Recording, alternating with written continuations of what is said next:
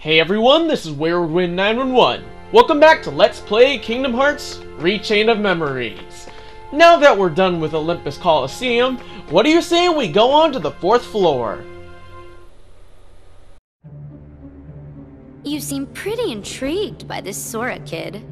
Are you telling me you're not Larxene? Haven't decided yet. I think what intrigues me more is what you see in him. There was a time he became a Heartless. And if one becomes a Heartless... They lose their minds and their feelings. They're consumed by the darkness. Right, but not Sora. He held on to his feelings even as a Heartless. And there's only one other man who's been able to do just that. It's the strength of his heart. That's what interests you. Why the Keyblade shows Sora's heart. To unlock the mysteries of the heart. Isn't that the organization's mission? I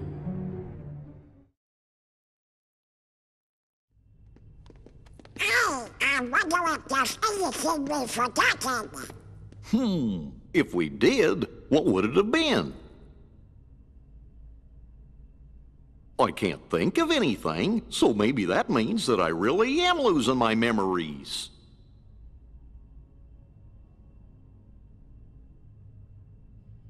But whatever they were, they couldn't have been very important memories, right? Right. Or else I don't think you would have forgotten it. Look. What is it? A good luck charm Kairi gave me. It's special to her, so I promised that I would return it. I'll never forget making that promise. It's why I could never forget Kairi.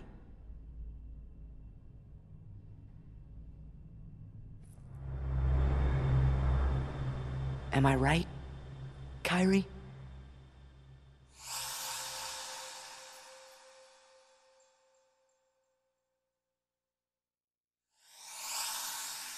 Huh?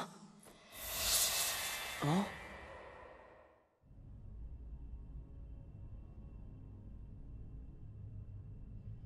Do I know that girl? Hey, Sora! Where did you go? Sorry, never mind. We better keep going.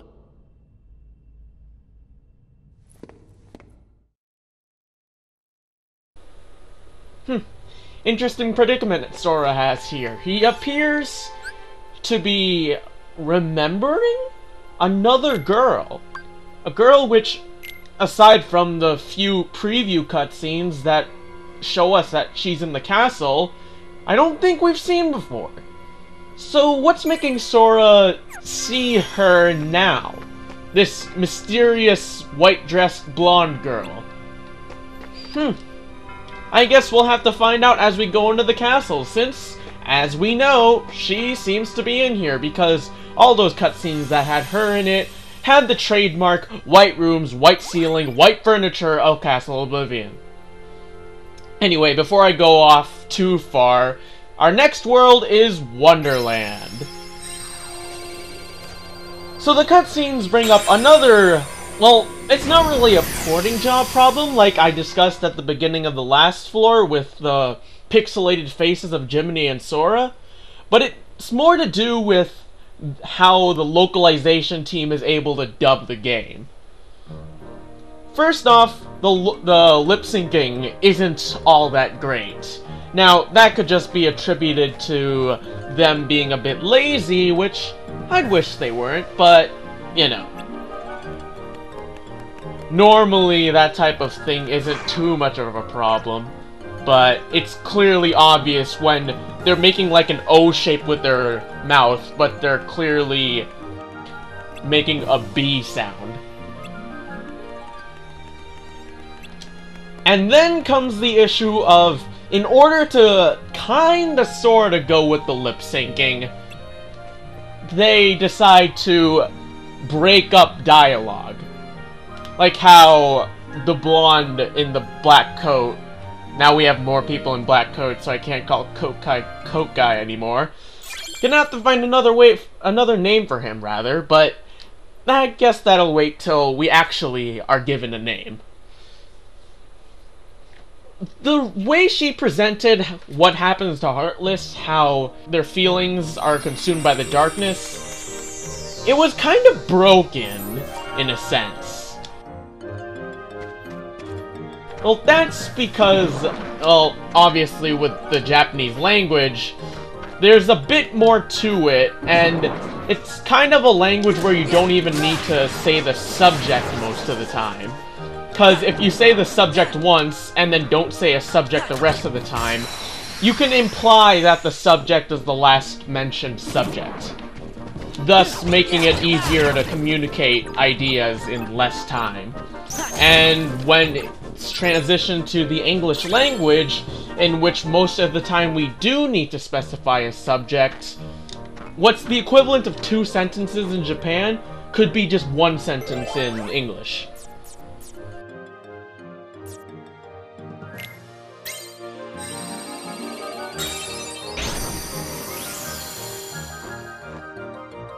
So what ends up happening is that the sentences, since it's only 1 sentence when it was presented as 2 sentences, kinda gets broken up. Which makes that distinct sort of Kingdom Hearts style where you'll hear Donald being like, "Losing our memories?" Even though no one would ever talk like that. I mean, if they went through the effort of actually reasonably dubbing and then applying proper lip sync, then I feel like they'd be able to get around that, but they don't really bother, so yeah. That's what ends up happening there. So now we're in Wonderland. Ooh, I want this card. I want this card. No! Everything stay away from me! Oh, I got Lady Luck. Let's cover what that's all about. I will tell you now, the Lady Luck is a disappointment. There's literally nothing special about this. It even has a worse combo finisher than the Kingdom Key. The only thing I can think of it as a redeeming factor, god damn it, at least I'm not reverse lisping by saying Sactor, is that the thrust is much better than the rest of the cards, which have D+, as opposed to the C+ here. I guess that's a use for it, except the Lady Luck I got was a 1. So, yeah. That covers it for this Keyblade, I suppose, since I don't really plan on using it all that much unless I get a good value one. No, I'm not going to Martial Walking again. Instead, let's go for a Feeble... No, that wouldn't really get my point across. Fuck it, Tranquil Darkness. Away we go! Now, if I could get the actual enemy wave I want, I'll be able to show off some new enemies. For instance, here we have the Creeper Plant. The first real enemy that should give you problems. Because the Creeper Plant will give you the highest card values yet to have to break in case you actually let them the chance to try and hit you. They can pull out 6s, which, as you can tell, is pretty damn high. And I think their card values just in general, like not even like trying to say that this is their only card value, but the Creeper Plants pull out 2s, 5s, and 6s, so yeah. As you can tell, most of the time, they're going to be a pain. Let's do Feeble Darkness now. Just get a bit more variety in my room choices. Now, there is another enemy I'd like to show off, but once again, that all depends on what enemy waves I get. Because even with my grinding, I haven't even run into it yet. I know it's in this world, but there's another enemy that just won't... Oh, okay, speak of the devil, here it is. These are the crescendos. They're not too bad. They can occasionally play some high-value cards, except I'm shitting all over that notion by using the Feeble Darkness room. So... yeah, they're not really attackers, which is why I don't classify them as annoying as the creeper plants. Because creeper plants will attack you and they will piss you off unless you've constructed your deck adequately. The crescendos won't really do much harm to you. So, with all the new Heartless on this floor taken care of, yes, that is all 2 of them, we can take on the Key of Beginnings room. This is Wonderland, and as we saw in the beginning of the world, the White Rabbit needs to get to court because he is late for the trial. What could it be? Could it possibly be the trial of Alice that we saw in Kingdom Hearts 1? Oh, would you look at that! I predicted it correctly, cause it's almost as if this was in Kingdom Hearts 1. Anyway, of course, it's gonna be your typical trial, except not really, because the rabbit needs to be the one who presents the lack of evidence, rather, and the queen. I thought there's supposed to be a legit judge, not the queen.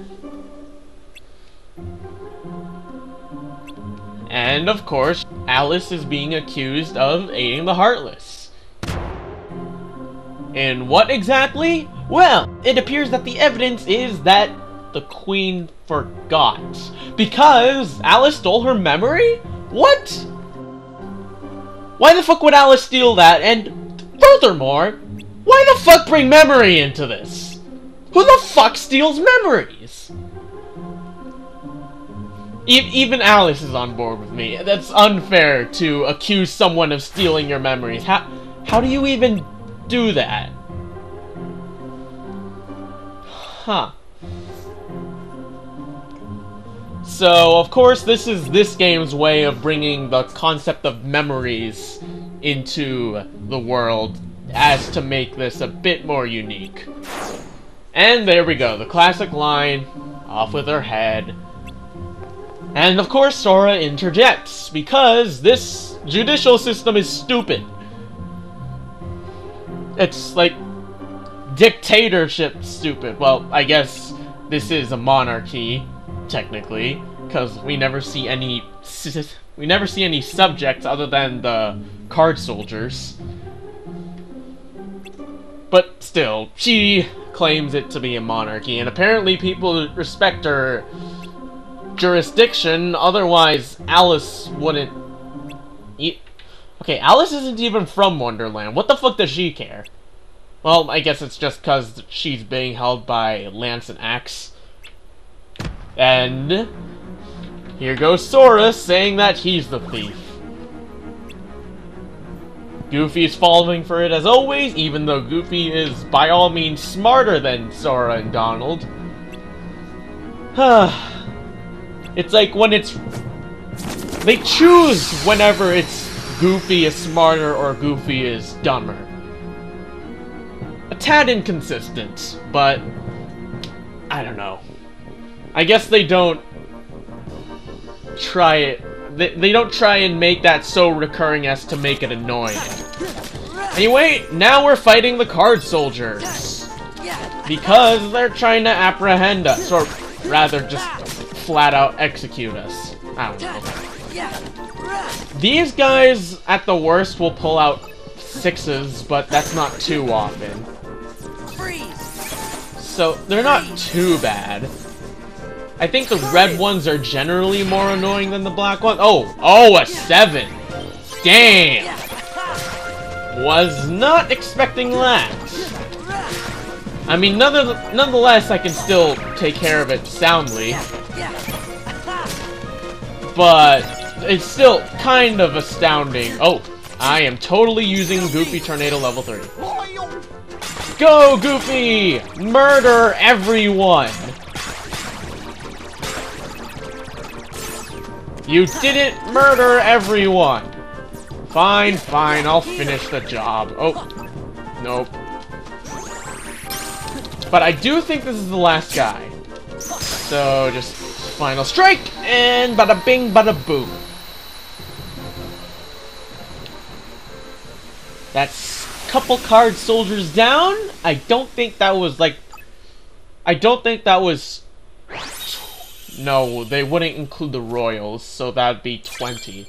I don't know whether or not that was legit 20 enemies to represent 10 black and 10 red. Even though there's 4 suits, but whatever. I guess they couldn't make you fight that many in a single battle. Of course, they could have made them a bit easier and then had you fight 40, but no. And by a bit easier, I mean have lower card values than fucking 7. Whatever. We need to get out of here. This rose garden's tacky!